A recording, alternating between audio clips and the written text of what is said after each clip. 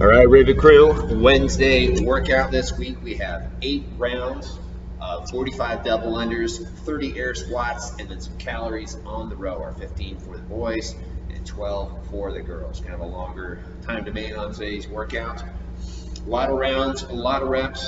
This is what we call a high interference workout. There's a lot of low body push, right? We have the rower, we have the squats, lots of squats. And then, of course, we even have a little bit of jumping as well. So a lot of lower body push action going on. Legs are going to get a little bit fatigued. So we need to kind of manage that as we go through the workout today. Each movement, the double unders, air squats, row, should take ideally anywhere from 50 seconds to about a minute 10. So it's right about an average of a minute per station as we go through these.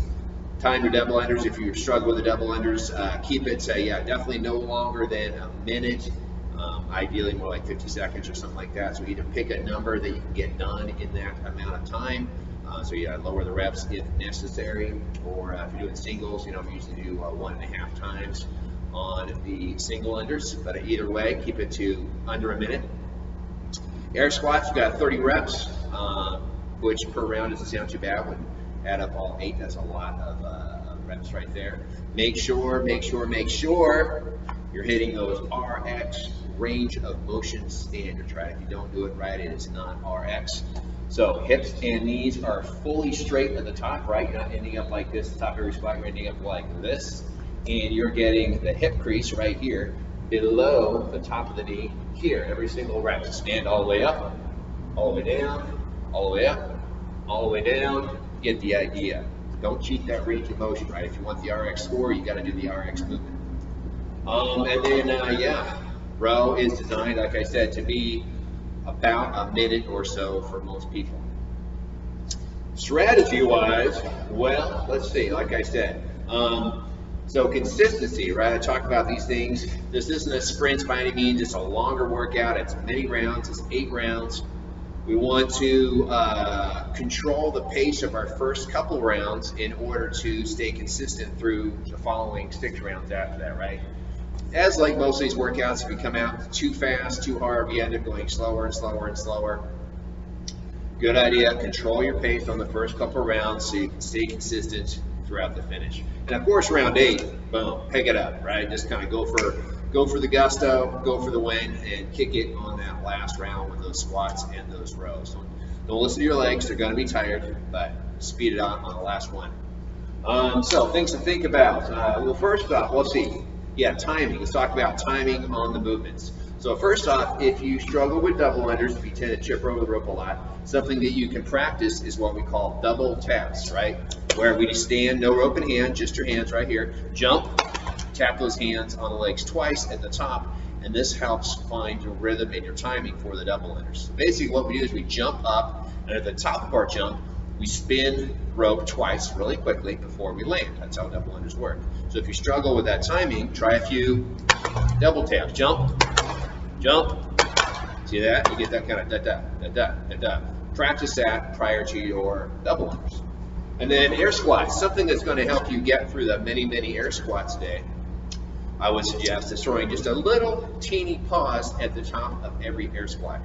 So rather than, you might be tempted those first couple rounds to just be going, bam, it's kind of pistoning them out. This is going to not last very long. It's going to tire out those legs very quickly. But throwing just a little, all the way down, of course, little pause at the top is going to help you stay more consistent. It also has the added benefit of making sure that you're meeting that RX range of motion at the top, right? You're getting those hips and knees fully straight. But it's really just about to hit a bottom, pause, as opposed to going really fast and having a break, going really fast. Try it out, you'll like it, trust me. And then finally, timing on the rower. So rowing, as I said, camera science before, is mostly about legs, right? It's about 60% legs, 30% coming from the swing of the hips, and a mere 10% of the arms.